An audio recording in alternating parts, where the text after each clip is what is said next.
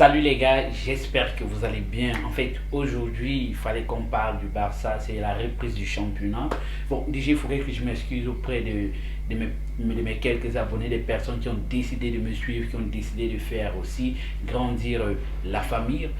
Déjà, j'ai été absent tout le long de la pré-saison parce qu'il fallait que je travaille aussi sur l'activation de certains leviers économiques pour pouvoir recruter, pour pouvoir apporter un plus au niveau de l'équipementier, au niveau du staff technique, mais malheureusement c'est pas encore activé. On attend encore certaines signatures et pouvoir aussi faire des recrutements et officialiser les signatures. Mais en fait aujourd'hui il faut qu'on parle du Barça, ok? Il faut qu'on parle du Barça, il faut qu'on parle du petit Xavi parce que Xavi, sa petite taille là, il veut commencer déjà à nous énerver. En fin de saison passée, Xavi, tu faisais des erreurs de gestion. Tu disais que non, c'est parce que tu viens d'arriver, il te faut du temps. Il te faut du temps pour pouvoir gérer. Mais je me rends compte que tu veux toujours commettre les mêmes erreurs. Xavi, si c'est là, arrête. Il faut arrêter. Parce que là, moi, j'en ai marre. Tu fais toujours jouer tes petits copains là, tes petites copines. Alba toujours au stade. Busquets toujours au stade. Qui encore? Lui, Alba, Busquets au stade. Et pour finir, pour couronner le tout, tu nous mets toujours qui? Celui qui veut ressembler à Kevin De Bruyne. Sergio Roberto. Arrête ça. Ok, tu dois arrêter. Parce que si tu n'arrêtes pas, moi, personnellement, je vais quitter d'ici pour venir te taper. Nous ne sommes pas là pour faire l'amitié. Le stade, ce n'est pas l'amitié. Et de deux, tu n'es pas ici pour préparer les gars pour la Coupe du Monde. C'est le travail de Luis Enrique.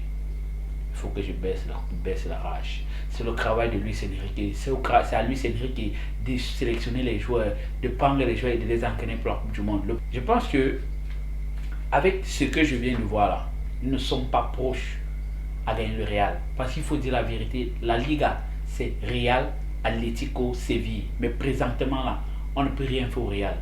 Le Real, ce n'est pas le Rayo Vallecano. Quand le Real va rencontrer le Rayo Vallecano, ils vont massacrer le Rayo Vallecano. Kamavinga va marquer. Tchouameni va marquer. Toni Kroos va marquer. Toni Kroos même va dire que non, moi je veux sortir parce que Kamavinga doit jouer. Mais ici chez nous, Xavi, tu as joué avec Busquets, tu reviens, tu remets encore Busquets. Il joue tout le match. Heureusement, Dieu merci, il a écouté les prières de tous les fans. La BIC a fait sortir Busquets. Parce qu'effectivement, Busquets ne doit pas jouer le match prochain. Mais je sais déjà que le match prochain, Busquets va encore jouer. Alors, dans l'ensemble du match, c'était pas bon. L'ensemble du match, c'était pas bon. Il faut vraiment m'excuser parce qu'il fallait que je sorte ce que j'ai sorti dans le cœur là. Parce que vraiment, la gestion de Xavi à revoir. Mais c'est pas encore ça. J'en viens. Ok, déjà, premièrement, le match n'était pas bon. Il y avait trop de déchets. Tu as l'impression que les gars sont fatigués, que les gars sont un peu gros sur deux. Ils ne veulent pas faire les efforts. C'est vrai, au début, tu vois, tu as un Lewandowski qui marque un but hors jeu. Dembélé qui est obligé de baisser l'intensité parce qu'il a déjà pris un carton jaune. Rafinha qui lui, il a enchaîné les matchs depuis son arrivée. Tu sens qu'il n'y a pas d'efficacité, mais je pense que ça va arriver. Avec Lewandowski, ça va arriver. Moi, je suis plutôt confiant, calme. Mais il y a un petit conseil que je veux donner à Lewandowski. Il ne faut pas trop parler. Trop parler, c'est maladie. Calme-toi. Il faut réagir au stade. Arrête de trop bavarder que non, tu es là pour marquer des buts. Tu ne penses que but. Calme, petit. Calme. Ok, vous voyez avec Dembélé là, tu sens que Dembélé est en confiance, tu sens qu'avec sa femme là-bas à la maison, elle lui fait des bons petits plats marocains, bons petits plats maghrébins là, avec du couscous algérien et tout, une petite sauce un peu trop épicée avec la viande là, tu vois. Le gars est en confiance, ça se sent, ça se voit. Mais je pense qu'avec le temps, il va retrouver encore sa vivacité qu'il nous a montré et son efficacité qu'il a eu tout le long de la pré-saison. Alors, quand on descend un peu au niveau du milieu, moi personnellement, Xavi,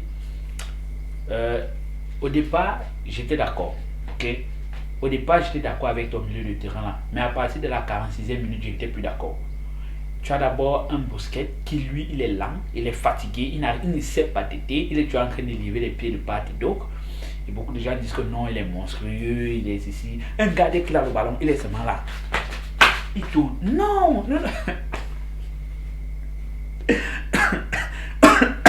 Nous ne sommes plus au niveau où on doit tourner sur nous-mêmes. On a besoin de vivacité. On a quelqu'un qui doit faire des transversales, qui doit... Xavi, arrête avec Busquets.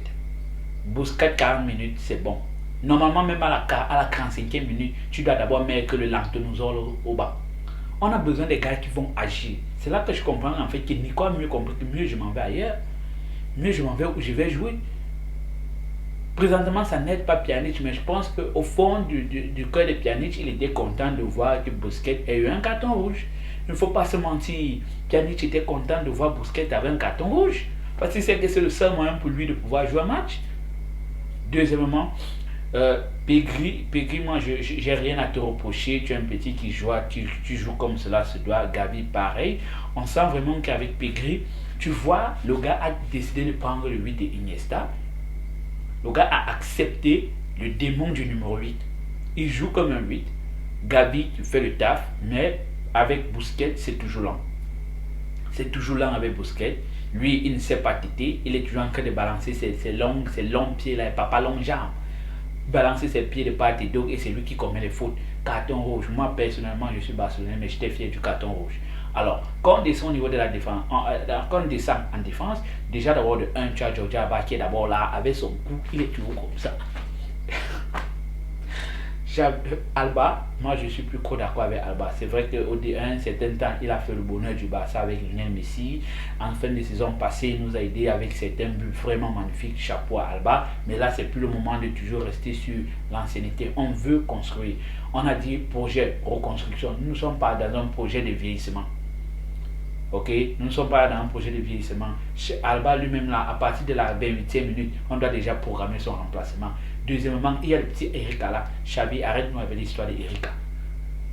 Tout le temps depuis pré-saison, Erika, défenseur central avec Christensen. Moi, je trouve Christensen plutôt posé dans son jeu, calme. Araujo, tu ne peux pas foutre Araujo latéral. Moi, je pense Araujo n'est pas productif. Il y a Dest, tu n'appelles pas Dest. Il y a Baldé au banc. Oui. Comme il y a tes petits copains au stade. Et puis tu enlèves encore Aro, tu enlèves Christensen, tu peux mettre celui qui veut ressembler à Kevin De Bruyne. Et parce que c'est quand il va changer les cheveux là qu'on ne va pas le reconnaître. Moi je l'ai reconnu. Déjà même, quand ils sont revenus, j'ai vu comment le gars portait le chasuble. Déjà j'étais à mal à l'aise. Sa présence ne nous a pas aidé. J'avais l'impression qu'on avait déjà un carton rouge même avant qu'il n'entre. Parce que je savais qu'il devait déjà entrer. Donc Xavi, premièrement, il faut bien manager ton équipe. J'ai l'impression que tu as un problème de gestion. Alors, sur ce, je t'invite à aller relire tes leçons et de faire une formation en ressources humaines parce que tu as vraiment un problème de management personnel.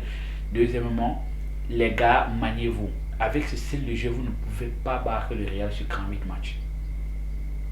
Non, vous pouvez rivaliser avec le Real sur Real Barça, aller-retour, oui, c'est clair, je suis d'accord. Mais sur 38 matchs, le Real vous tape. Voilà. Le Real vous tape.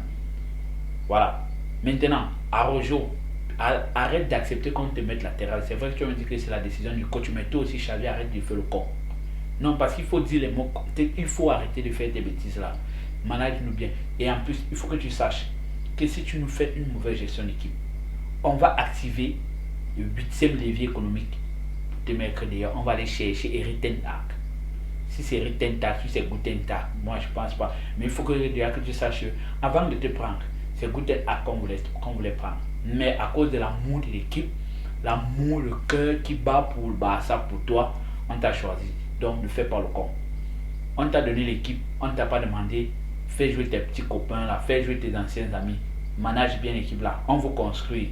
On ne veut pas vieillir avec les mêmes gars. Donc tu arrêtes ton bazar là. Premièrement, Erika, je pense que tu dois un peu commencer par rester au bas. Parce que je sais déjà qu'avec le petit tonton là, le beau-père de Gavi, il y aura encore un autre vieil au stade. Donc sur ce, dans l'ensemble, le match n'était pas bon. Il y a un manque de vivacité, de déplacement. Il ne crée pas les occasions, il ne crée pas de déplacement, ni des possibilités d'échange de balles. Ça a été compliqué pour notre trio d'attaque. Rafinha, Dembélé, Lewandowski, avec l'entrée de Ansu Fati et d'Aubameyang, ça n'a vraiment pas été aussi flagrant. C'est vrai qu'il y a eu certaines occasions de Ansu Fati, de Aubameyang, mais je pense que ça va aller, on va se calmer, préparer le prochain match. Mais j'exhorte particulièrement Xavi à ne plus faire le con parce que là, c'est un problème de management, c'est un problème de gestion. Donc, sur ce, les gars, on va se séparer, nous banner. Malheureusement, on prend un seul maigrichon point. On devait mieux commencer la saison, mais on commence avec un maigrichon point. Si c'est dans cette lancée-là, je pense que la saison va être très très longue et que nous serons obligés d'activer le 8e DV économique pour pouvoir éjecter un Xavi et nous prendre un très bon entraîneur. Parce qu'il ne faut pas qu'on se manque qu'il s'est passé ce Xavi, qu'on va accepter gober les bêtises là. Chelsea n'a pas supporté les bêtises de Lampard. Ils ont mis Lampard de côté. Je pense que nous avons besoin des prophètes. On n'a pas besoin des légendes qui ne vont rien foutre. Donc, sur ce, les gars, allez, yo, tout le monde.